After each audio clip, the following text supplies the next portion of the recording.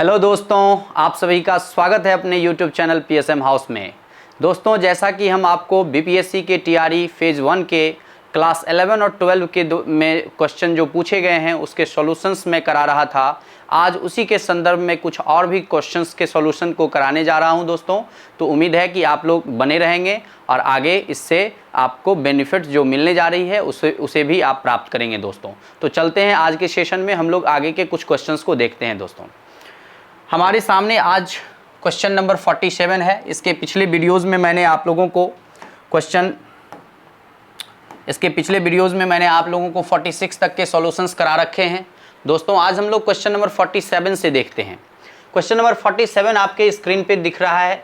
जैसा कि क्वेश्चन कह रहा है कि अगर आपके पास ये रिलेशन x + 1/x का दिया हुआ है तो पूछ रहा है वैल्यू x का पावर 2000 और 1/x का पावर 2000 का सम का वैल्यू कितना होगा। दोस्तों, जब क्वेश्चन आप देखते हैं तो थोड़ा सा परेशानी आपका बढ़ जाता है। कैसे कि यहाँ पे जो वैल्यू आपको दिख रहा है वो कहीं ना कहीं डिफ़िकल्ट वैल्यूज़ आपको दिख रहे हैं, जिसको कैलकुलेट करने के लिए आपके पास कोई फार्मूला डायरेक्ट नहीं है जिससे आप निकाल सकते हैं। लेकिन दोस्तों, अगर हम लोग केवल बेसिक नॉलेज जो 10th का आपके पास है वो भी अगर लगाएंगे तो यहाँ पर ये क्वेश्चन का सॉल्यूशन आप डेफिनेटली निकाल सकते हैं। वो आपका सॉल्यूशन ये हो जाएगा कि x + 1/x का वैल्यू है दोस्तों आपका 1।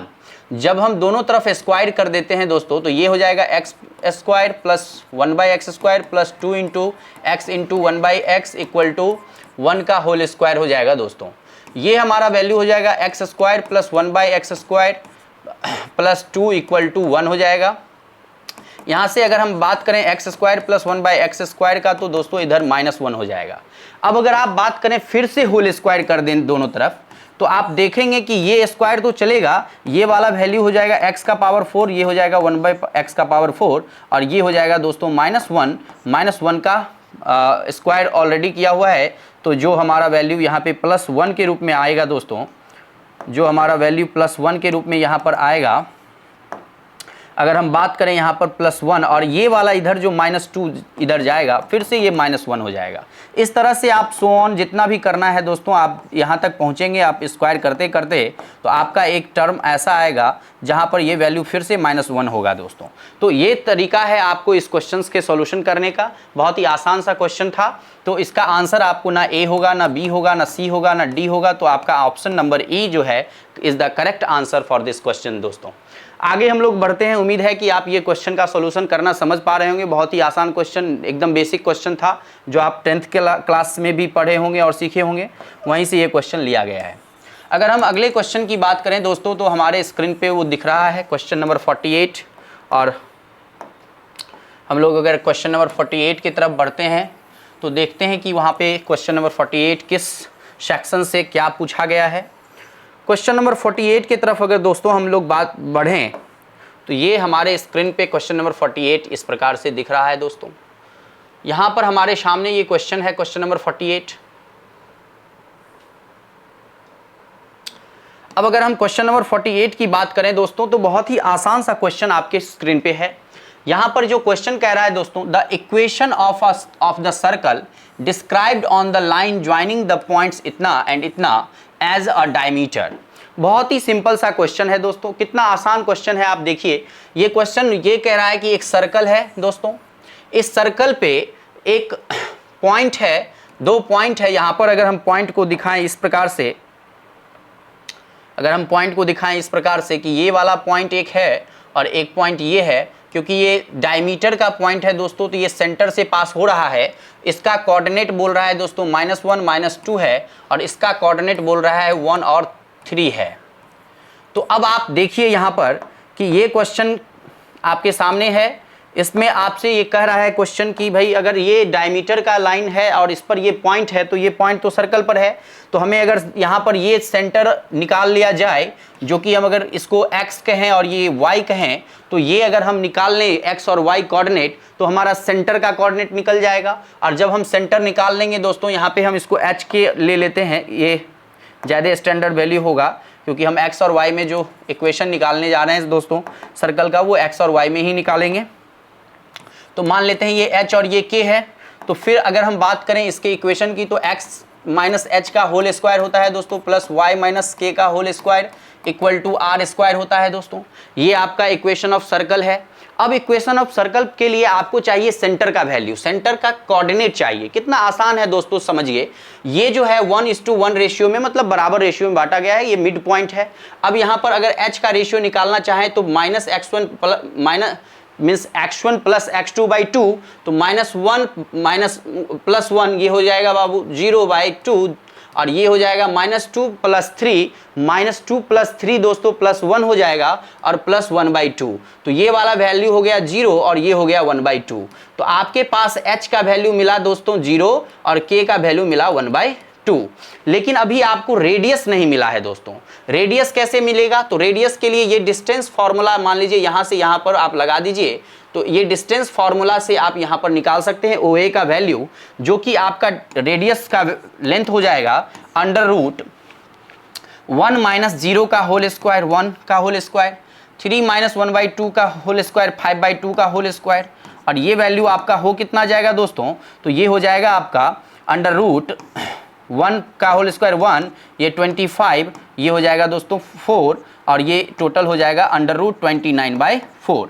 ये आपका रेडियस हो गया दोस्तों, लेंथ ऑफ जो हमारा रेडियस है वो आपका यहाँ पे निकल गया। अब आपके पास सारे पॉइंट्स निकले हुए हैं। आपको जो सेंटर ऑफ सर्कल है उसका कोऑर्डिनेट दिया हुआ है, और आपको रेडियस मिला हुआ है। यहाँ पर पुट कर दिया जाए तो आप अगर देखेंगे पुट करने पे तो hx माइनस 0 हो जाएगा दोस्तों का whole square, plus y minus 1/2 का होल स्क्वायर इक्वल टू √29/4 का होल स्क्वायर। यही हो जाएगा दोस्तों इक्वेशन। यहाँ पर अगर हम इसको सॉल्व करें तो ये x स्क्वायर, ये हो जाएगा y स्क्वायर, ये हो जाएगा माइनस 2 इंटू 1/2 इंटू y, और प्लस 1/2 का होल स्क्वायर मीन्स 1/4, और ये इधर हमारे पास 29/4 है दोस्तों।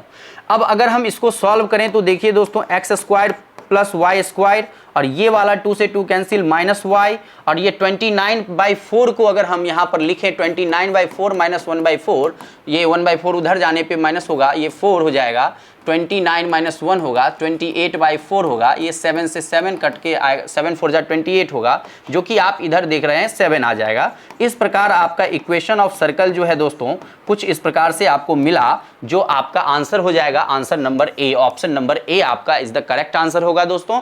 उम्मीद है कि जो मैंने अभी आपको इक्वेशन ऑफ सर्कल बताया, सेंटर का कोऑर्डिनेट निकालना बताया, डिस्टेंस फार्मूला बताया कि कैसे आप डिस्टेंस फार्मूला लगाएंगे, एवरी जो आपके पास कॉन्सेप्ट है, जहाँ से भी कॉन्सेप्ट आपको मिला है इसमें, कोऑर्डिनेट ज्योमेट्री से लेकर के जहाँ से भी कॉन्सेप्ट लगाना पड़ रहा है कैलकुलेशन में, वो आप देख पा रहे हैं कि बहुत ही सिंपल वे में आप इसको करने में आप एबल हो सकते हैं। कब? जब आप इस क्वेश्चंस को ध्यान से पढ़ेंगे और समझने का प्रयास करेंगे कि क्वेश्चन किस सेक्शन से है और क्वेश्चन में क्या पूछा जा रहा है। तो ये जो ऑप्शन है दोस्तों, बहुत, ये जो हमने अभी प्रक्रिया किया है, ये बहुत जटिल प्रक्रिया नहीं है। जब आप 100 क्वेश्चन करेंगे इस तरह के पैटर्न के, तो आपके सारे क्वेश्चंस आसान हो जाएंगे और विद इन अ मिनट आप क्वेश्चन को कर पाएंगे दोस्तों।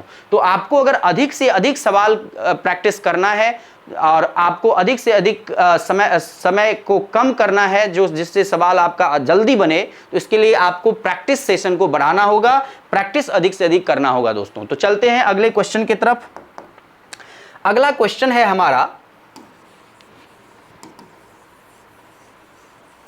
अगर हम क्वेश्चन नंबर 48 के बाद बात करें तो क्वेश्चन नंबर 49 हमारे सामने आएगा। और हम लोग क्वेश्चन नंबर 49 की अगर बात करें तो वो किस सेक्शन से क्वेश्चन पूछे गए हैं, आप यहां पर ध्यान देंगे। देखिए दोस्तों, कितना आसान क्वेश्चन आपके सामने है। क्वेश्चन नंबर 49 जो कि आपके सामने बहुत ही आसान सा क्वेश्चन यहां पर अवेलेबल है, क्वेश्चन नंबर 49। जब हम 49 की अगर बात करते हैं तो दोस्तों यहाँ पर ये कॉम्प्लेक्स नंबर से लिया हुआ क्वेश्चन है और बहुत ही मजेदार क्वेश्चन है। यहाँ पे आपको किस तरह के कॉन्सेप्ट को लगाना है और कितना जल्दी इसका सॉल्यूशन आपको मिलेगा उसको भी आप देखेंगे दोस्तों। यहाँ पर Z1 का वैल्यू दिया हुआ है, Z2 का वैल्यू दिया है। आपसे Z1 प्लस Z2 प्लस 1 का और by Z1 minus Z2 plus I और उसका होल स्क्वायर, मॉडुलस का होल स्क्वायर पूछा है दोस्तों।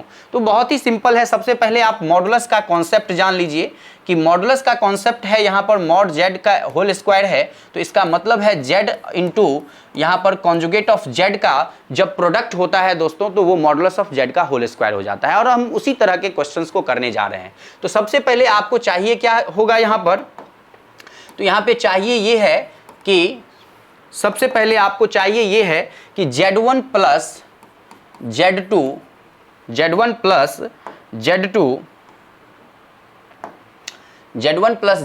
प्लस 1 इक्वल टू वैल्यू लाना है दोस्तों। तो Z1 का वैल्यू है 2 minus I plus 1 plus I plus 1। जब हम ये बात करें कि कितना होगा तो ये कैंसिल हो गया I से I, 2 प्लस 1 प्लस 1, यहाँ पे आपका वैल्यू हो जाएगा 2 प्लस 1 प्लस 1, ये हो गया आपका 4। 2 प्लस 1 प्लस 1 4 हो गया। अब अगर हम बात करें Z1 माइनस Z2 की प्लस I, तो हमारा जो वैल्यू होगा Z1 minus Z2 plus I का वो हो जाएगा 2 माइनस I प्लस यहाँ पे नहीं होगा, यहाँ पे हो जाएगा 2 minus I minus 1 minus I और प्लस I। तो ये I का I से काम तमाम हो गया। 2 माइनस 1 1 हो गया, 1 माइनस I हो गया दोस्तों, 1 माइनस I और ये 4। आपका जो यहाँ पर जो दिया हुआ गिवन वैल्यू था दोस्तों, आप इसको सॉल्व करके वैल्यू जो लाए हैं वो Z4 बाई 1 माइनस I के रूप में आपको मिला है दोस्तों। 4 बाई 1 माइनस I के रूप में मिला है। अब आप देख रहे हैं कि डिनोमिनेटर में जो कॉम्प्लेक्स नंबर है उसको आपको खत्म करना है दोस्तों। ये आपका कब होगा, जब आपको इसको क्या करेंगे, ये वाला ये वैल्यू जो है हमारा ऊपर से लिया गया वैल्यू है, ये वाला वैल्यू अलग वैल्यू है। ये वैल्यू हमने यहाँ से कैलकुलेट करके किसका लिखा है, ये लिखा है Z1 plus Z2 plus 1 by Z1 minus Z2 plus I का होल स्क्वायर का ये वैल्यू है हमारा। अब अगर हम 1 प्लस I को 1 माइनस I को अगर हम डिनोमिनेटर से समाप्त करते हैं तो यहाँ पर 1 माइनस I लिखेंगे दोस्तों, और ये 1 माइनस I का होल स्क्वायर ये कितना हो जाएगा प्लस 1, तो ये 2 से 2 कैंसिल हो जाएगा और 2 हमारा हो जाएगा दोस्तों इसका होल स्क्वायर है यहाँ पे। अब आप देखेंगे कि यहाँ पे 2 है दोस्तों, 2 का होल स्क्वायर तो आप निकाल लेंगे, 2 का होल स्क्वायर यहाँ पे आ जाएगा बाहर में।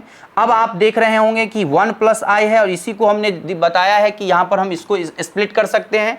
ये हो जाएगा 1 plus I into 1 minus I के रूप में। अब ये देखिए दोस्तों 2 2 जा 4 हो गया दोस्तों, और ये हो जाएगा 2 का वैल्यू 2, तो 4 2 जा 8 हो जाएगा दोस्तों।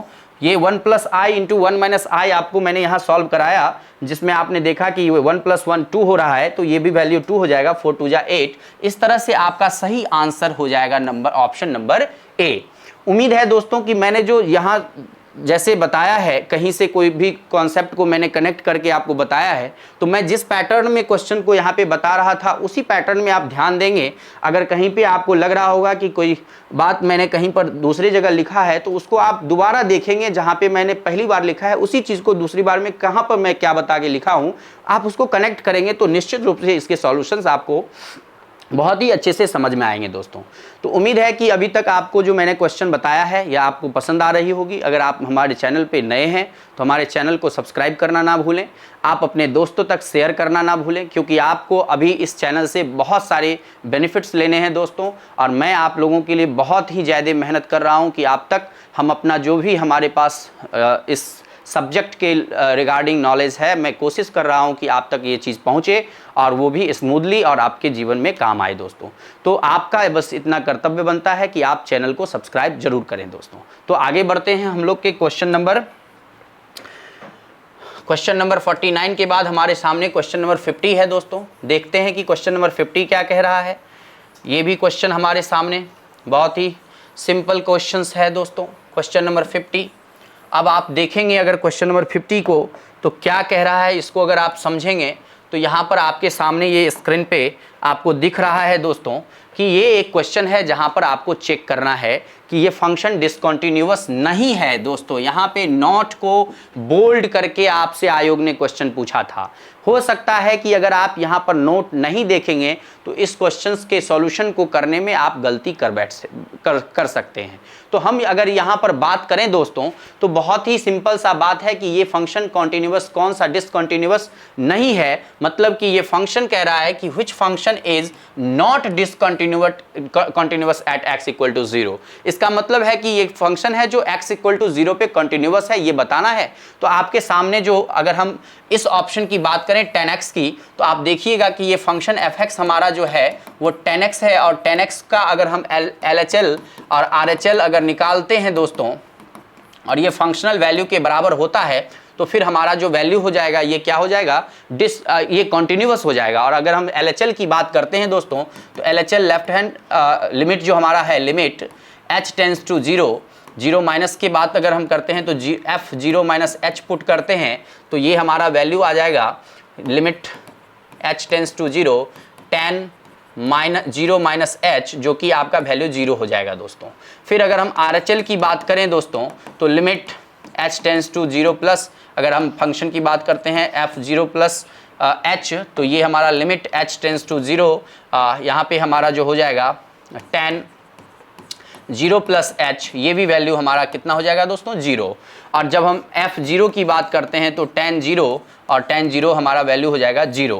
तो इस तरह से आप देखते हैं LHL RHL और फंक्शनल वैल्यू तीनों यहाँ पे बराबर हो रहे हैं, मतलब ये फंक्शन 0 पे कॉन्टिन्यूअस है, इस बात को ये बता रहा है। तो इस तरह से यहाँ पर अगर हमसे क्वेश्चन पूछा है कि which function is not discontinuous at x equal to 0, तो एक आंसर आपका क्या हो जाएगा दोस्तों, आपका ये आंसर हो जाएगा ऑप्शन नंबर सी, जो कि आपका करेक्ट आंसर होगा दोस्तों, ऑप्शन नंबर सी। यहाँ पर आपके मन में ये भी आ रहा है कि अगर एक सीधा एक फंक्शन को मैंने लेकर के आपको बता दिया डिसकंटिन्यूअस या कंटिन्यूअस, तो आपको ये हो रहा होगा कि ये फंक्शन का क्या है, ये फंक्शन का क्या है। तो दोस्तों LHL और RHL आप लगा लीजिएगा, इस पर भी आपको कुछ नहीं करना, केवल इस तीनों का वैल्यू निकाल लेना है। तो आपको ये निश्चित रूप से पता चल जाएगा कि यहाँ पर ये फंक्शन कंटिन्यूअस है या नहीं है, वहाँ पे आपको वैल्यू नहीं मिलेंगे बराबर, तो आपको समझ में आ जाएगा कि ये फंक्शन क्या है। तो आगे अगर हम बात करें क्वेश्चन नंबर 51 की, तो यहाँ पर हम लोग बात करते हैं नेक्स्ट क्वेश्चन की बात अगर हम करें तो अगला क्वेश्चन हमारा है 51 क्वेश्चन नंबर, जो कि अब आपके स्क्रीन पे वो आने वाला है। आप अगर देखेंगे क्वेश्चन नंबर 51 को तो बहुत ही आसान क्वेश्चंस पूछे गए हैं दोस्तों, और ये रहा आपके स्क्रीन पे क्वेश्चन नंबर 51, जो कि आपके सामने में यहाँ पर दिख रहा है और बहुत ही आसान क्वेश्चन पूछा है दोस्तों। अगर हम बात करते हैं आसान क्वेश्चन की, तो आसान क्यों हम इसको कहते हैं आसान, ये इसलिए क्वेश्चन ये आसान है कि ये सब इनइक्वलिटी से क्वेश्चन पूछा गया है दोस्तों। तो इनइक्वलिटी सारा चैप्टर सब बहुत ही आसान चैप्टर होता है, आपको केवल छोटे छोटे कॉन्सेप्ट याद रखने होते हैं। ये इनइक्वलिटी आपको फंक्शन में, आपको इंटीग्रेशन में हर जगह काम देते हैं। तो यहाँ पर इस बारे ये डायरेक्ट आपको इनइक्वलिटी से क्वेश्चन पूछ दिया, इसलिए हम इसको आसान कह रहे हैं दोस्तों। तो ये किस रूप में आसान है देखते हैं, एक लाइन में ये आसान क्वेश्चन बना सकते हैं। 4x प्लस 3 है दोस्तों बाई 2x माइनस 5 है, ये लेस देन 6 है दोस्तों। अब अगर हम इसको सॉल्व करें तो क्या करेंगे, यहाँ पर हम करेंगे ये कि 4x plus 3 by 2x minus 5, और यहाँ माइनस 6 हो जाएगा, इज लेस देन 0 हो जाएगा दोस्तों। अगर हम यहाँ पर एलसीएम ले लेंगे तो 2x माइनस 5 और यहाँ पर 4x प्लस 3 माइनस 6 से मल्टीप्लाई हो जाएगा 2x माइनस 5, और यहाँ पर जो वैल्यू होगा दोस्तों इज लेस देन 0 होगा दोस्तों। यहाँ पर अगर हम बात करें 2x प्लस 3 का, तो ये हो जाएगा 4x प्लस 3 का, तो 4x प्लस 3 माइनस 6 2 जा 12x और माइनस माइनस प्लस 6 5 जा 30 upon 2x minus 5 is less than 0 हो जाएगा दोस्तों। अब आप देखेंगे कि 4x और माइनस 12x, यहाँ पर आपका वैल्यू आ जा रहा है माइनस 8x, और ये हो जा रहा है 30 प्लस 3 33 बाई 2x माइनस 5 आ जा रहा है दोस्तों, जो कि ये 0 से छोटा है। अब आपको यहाँ पे दो कंडीशन ध्यान रखना होगा दोस्तों। पहला कंडीशन की माइनस 8x प्लस 33 का वैल्यू आपका कितना आता है, तो जब हम इसको सॉल्व करते हैं माइनस 8x प्लस 33, तो ये बराबर 0 करने पे आपका ये वैल्यू आता है x का माइनस मीन्स 33 बाई 8 आ जाता है दोस्तों।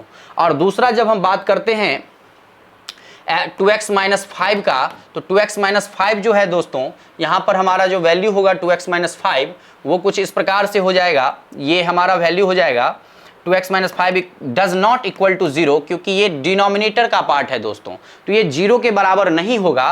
तो यहाँ पर ये वैल्यू हमारा x का हो जाएगा दोस्तों 5/2, जो कि डिनोमिनेटर का हिस्सा नहीं होना चाहिए। तो अब इस कंडीशन में हमारा जो डोमेन बन रहा है वो क्या बन रहा है, सॉल्यूशन क्या बन रहा है, तो आप ध्यान देंगे कि ये वाला जो वैल्यू है दोस्तों ये लेस देन है, मतलब कि x जो है वो क्या हो रहा है यहाँ पर 33/8 से अगर हम बात करें माइनस 8x उधर गया, यहाँ पर ये चेंज ऑफ साइन हो जाता दोस्तों, माइनस से हमने मल्टीप्लाई किया है तो ये ग्रेटर हो जाएगा, ये आपका वैल्यू जो है यहाँ पर ग्रेटर हो जाएगा। यहाँ पर ये वाला वैल्यू 0 से, तो ये माइनस 8x उधर जाता है, तो 8x और इज़ ग्रेटर 33, तो x का वैल्यू यहाँ पे हो जाएगा इज़ ग्रेटर 33/8। तो एक सॉल्यूशन हो जा रहा है आपका यहाँ पे, ये x 5/2 के बराबर नहीं होना है, तो इस x जो है ये बन जा रहा है 0 इन्फिनिटी से -इन्फिनिटी से 5/2 ओपन इंटरवल में, और ये आपका यूनियन हो जाएगा कहाँ से 33/8 से बड़ा कोई भी सॉल्यूशन जो आपका इन्फिनिटी तक जाता है दोस्तों, ये आपका कंप्लीट सॉल्यूशन हो जाएगा इस इनइक्वालिटी का, जो कि आपके ऑप्शन नंबर ए में आपको स्पष्ट रूप से दिख रहा होगा। उम्मीद है कि आप इस इनइक्वालिटी को सॉल्व करने में समझने में निश्चित रूप से आपको सहूलियत हुई होगी, इसलिए कि आपको इस दो बात को हमेशा ध्यान रखना होगा। जब भी न्यूमरेटर और डिनोमिनेटर में कोई कॉन्सेप्ट होता है तो आपको इस दोनों पॉइंट को लेकर के आगे बढ़ना होता है। बहुत सारे बच्चे केवल इसको क्रॉस मल्टीप्लाई करके सॉल्व किए होंगे तो उनको ऑप्शन सी आया होगा, जो कि आपका गलत हो जाएगा दोस्तों। यहाँ पर आपका सॉल्यूशन ये होगा। आगे अगर हम बात करें नेक्स्ट क्वेश्चन की, तो क्वेश्चन नंबर 52 है दोस्तों अगला हमारा, और वो हमारे स्क्रीन पे इस प्रकार से देखते हैं कि क्या क्वेश्चन नंबर 52 में किस सेक्शन से आपके क्वेश्चन पूछे गए हैं। अगर हम बात करें क्वेश्चन नंबर 52 की, तो ये रहा आपके स्क्रीन पे, और ये क्वेश्चन कहाँ से पूछा गया है दोस्तों, ये क्वेश्चन है आपका 3 डायमेंशनल ज्योमेट्री से पूछा गया है, 3D से पूछा गया है दोस्तों। 3D में भी बहुत ही बेसिक कॉन्सेप्ट का क्वेश्चन है दोस्तों। कैसे, एक लाइन है जो YZ प्लेन में लाइज कर रहा है दोस्तों।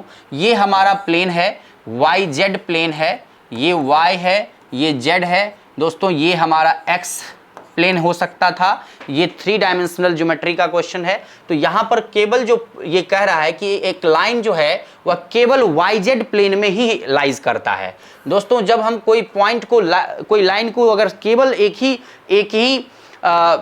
ही प्लेन में अगर शो कर रहे हैं तो वो लाइन का तीसरे कोऑर्डिनेट से कोई भी मतलब नहीं बनता है दोस्तों।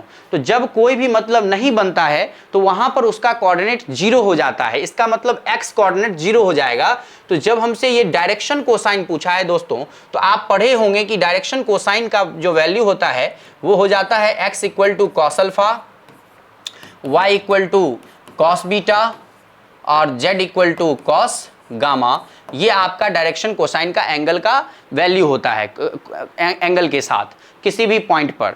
तो जब हम बात करते हैं प्लेन के 3D प्लेन में कभी कोई पॉइंट कहीं भी लाइज करता है तो उसके पॉइंट्स का जो डायरेक्शन कोसाइन बनाते हैं दोस्तों, ये एंगल जो तीनों एक्सिस के साथ जो उसका एंगल का फॉर्मेशन होता है वो डायरेक्शन कोसाइन कहलाता है, मतलब कॉस के रूप में वो एंगल लिया जाता है, इसीलिए वहाँ पे कोसाइन वर्ड यूज किया गया है दोस्तों। मतलब बेसिक कॉन्सेप्ट ये था।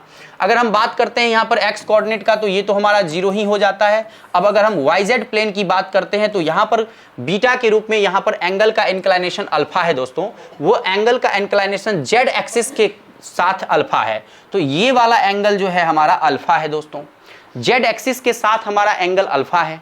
तो अब जो रेस्ट हमारा एंगल बच रहा है दोस्तों वो 90 डिग्री माइनस क्या हो जाएगा, वो 90 डिग्री माइनस अल्फा हो जाएगा दोस्तों।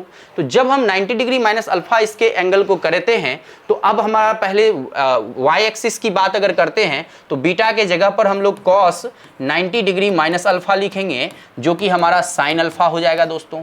और ये हमारा डायरेक्ट क्या हो जाएगा, कॉस अल्फा हो जाएगा। तो इसका मतलब यहाँ पर कॉस अल्फा और ये साइन अल्फा और ये 0 ऑप्शन नंबर ए में आपको इस प्रकार दिख रहा होगा। ऑप्शन नंबर ए आपका सही आंसर है दोस्तों। यहाँ पर एक्स कोऑर्डिनेट 0 होगा और साइन अल्फा होगा और कॉस अल्फा ये हमारा डायरेक्शन कोसाइन होगा दोस्तों, किसका, इस लाइन का जो YZ प्लेन में लाइज करता है दोस्तों। बहुत ही सिंपल सा क्वेश्चन था। आपने उम्मीद है कि आपने इस बात को आपको समझने में किसी प्रकार की कठिनाई नहीं हुई होगी।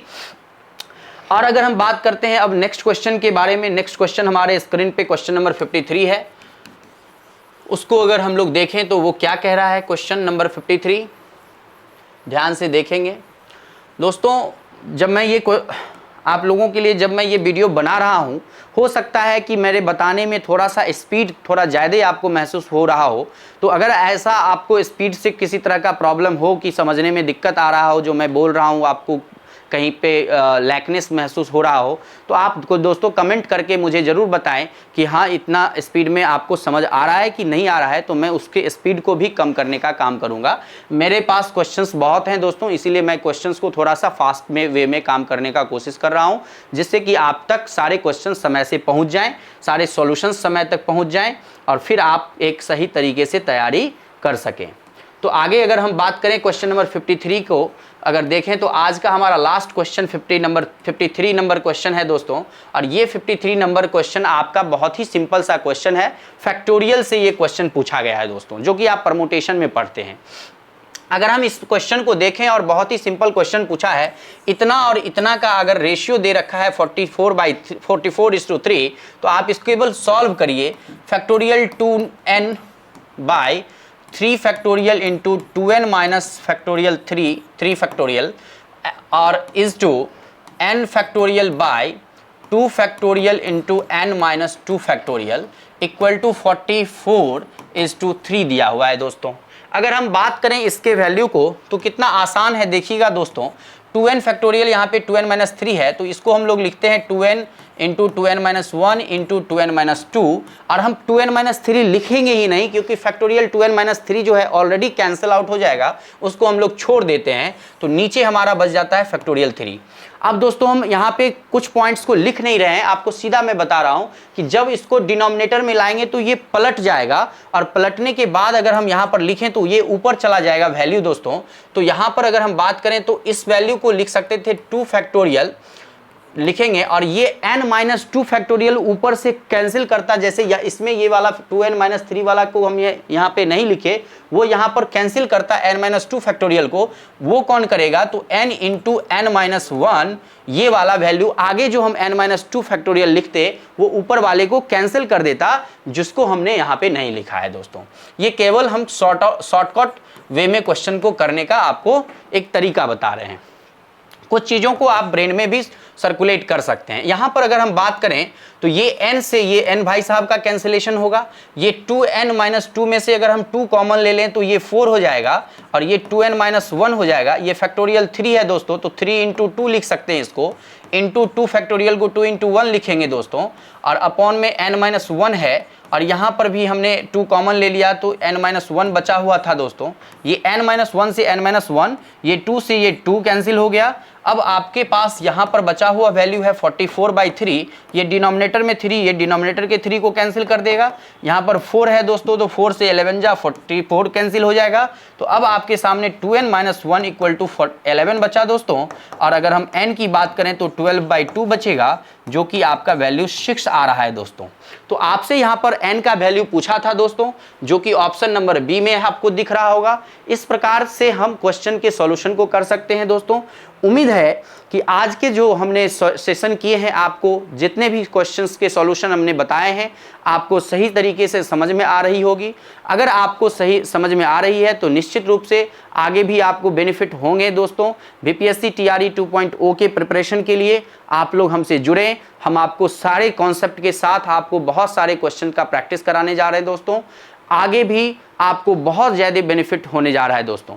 तो आज के लिए धन्यवाद, आगे फिर मिलते हैं।